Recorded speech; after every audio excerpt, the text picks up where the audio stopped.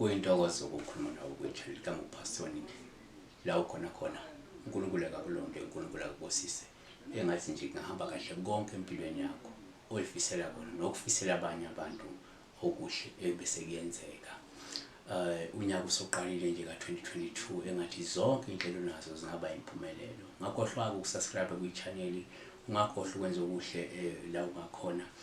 Sifisa kakhulu ukuthi i-channel ikhule, like le video le, phonsa iJezvifaneni uma ukuthi ungakwazi ukwenza lokho. If you have ama resources ocathi ungakwazi usilekelela ngawo, do so.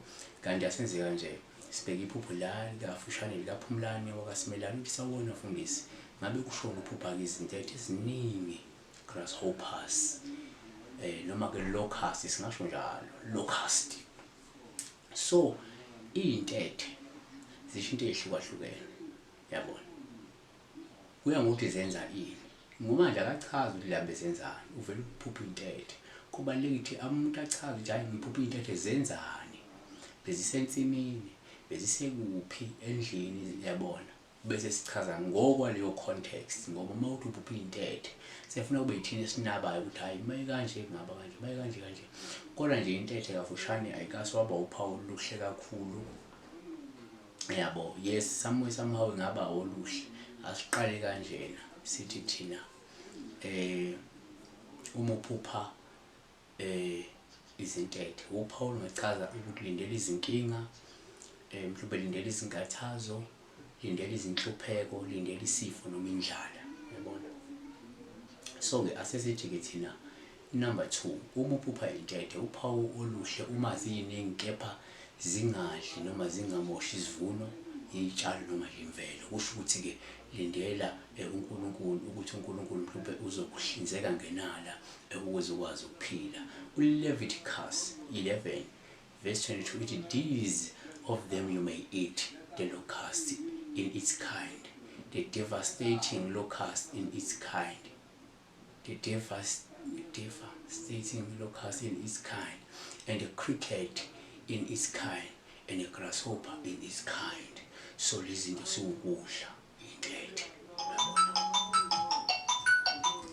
So number 3, uma uphupha intethe, uphawu mabilichaza ukuthi uzokuba nokudla okwanele nangesikhathi esinzima sokuvivinywa futhi sokweswela. uMark 1 verse 6 uthi ke, John was clothed in camel's hair and wore a leather belt around his waist, and his diet was locust and wild honey.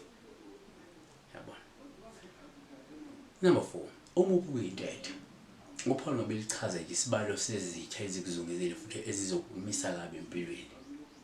Judges 6 verse 5 ithi, for they would come up with their livestock and their tents, and they would come in like locusts for number.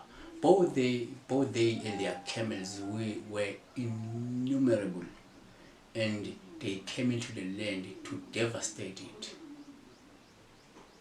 Number 5, uma uphupha intethe, uphawu ngabelichaza ukuthi sesisondele isikhathi sokuvela kwabantu ababi futhi abazozingela amakholwa baphinde bawahluphe.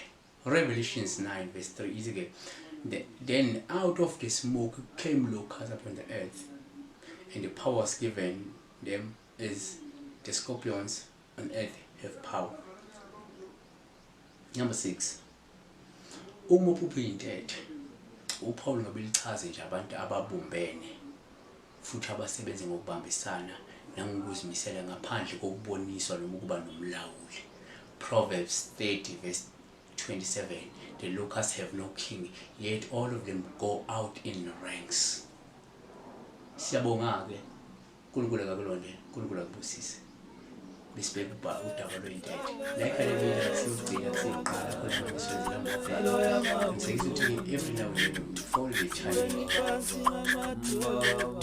Kuleba oyo Jesu, siwe ni pasi na matulu. Kuleba oyo Baba, siwe ni pasi na matulu. Kuleba oyo Jesu, siwe ni pasi na matulu.